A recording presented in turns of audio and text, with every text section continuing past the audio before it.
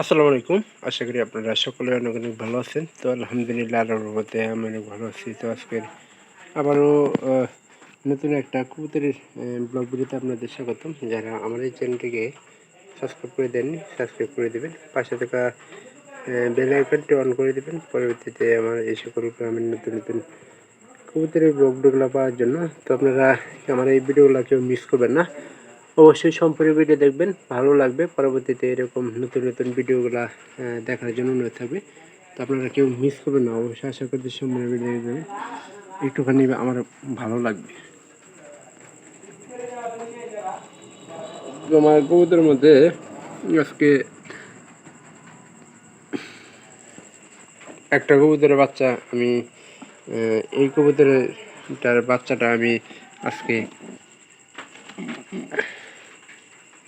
খাবার জন্য দিলাম একজনকে। তো আমাদেরই একজনকে দিলাম আমাদের নিজের মধ্যে। তো কারে দিলাম খাবার? আমার নানার জন্য একটা কবুতরের বাচ্চা দিলাম। কেন জানেন? আমার এক একটা কবুতর কিনতে 200 টাকা দিয়েছিল। মানে একটা পায়রার অভাব ছিল। তো তো ওই পায়রাটা ক্রয় করার জন্য আমার 200 টাকা দিয়েছিল। তো আসলে একজন একটা উপকার করছে। তো এই উপকারের আসলে কিছু একটা প্রতিদান আমাদের সবারই দেওয়া দরকার।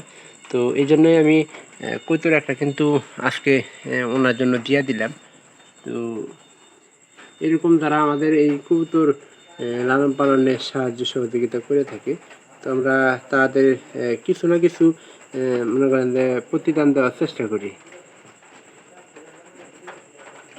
এর ভিতরে কি অবস্থা, কয়েকদিন আগে মনে হয় বাদ করলো। খড়টা একটু দেরিতে চিনছে। এই যে কবুতরটা, এটা কনার মায়ের কাছ থেকে নিয়েছিলাম। পরবর্তীতে কনার মা কিন্তু বাচ্চা আমাদের থেকে নিবেন না। কনার মা আসলে মন থেকে কিন্তু অনেকটা ভালো। কনার মা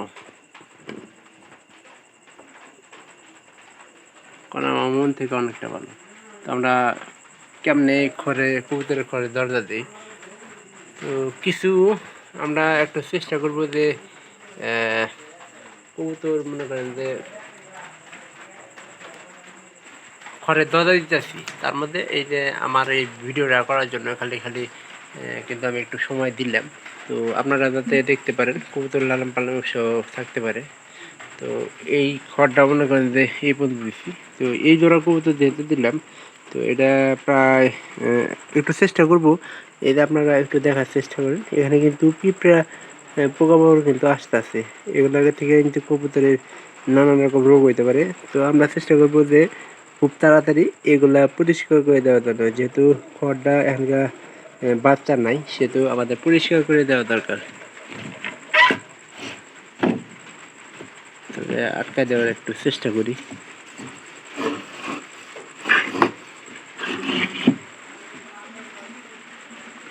তো আসলে আগে খড়গুলো লাগানো হয়েছে, এই জন্যই এটা লাগাইতে কিন্তু একটু সমস্যা হইতে পারে। কারণ আপনার ওই পাশে টিন দেখেন, টিনটা একটু আমরা পরে লাগাই, কিন্তু এই হিসাবে এইগুলো আগে লাগাই দিচ্ছি। এটা খালি কোনো লাগায় নেটটা যাতে দেওয়া যায়, তো এর একটা ব্যবস্থা করতেছি। এই যে আমাদের এর পাশের এটা তো টিন দিয়ে দিচ্ছি, এর পাশের ঘরগুলা এটা ছাড়া থাকবো, কারণ নেট যেহেতু থাকবো এটার কোনো নাই। আর নিচে দুই জায়গায় কবুতর আছে যেগুলো এখনো জোট নেয় কিন্তু একসাথে থাকে।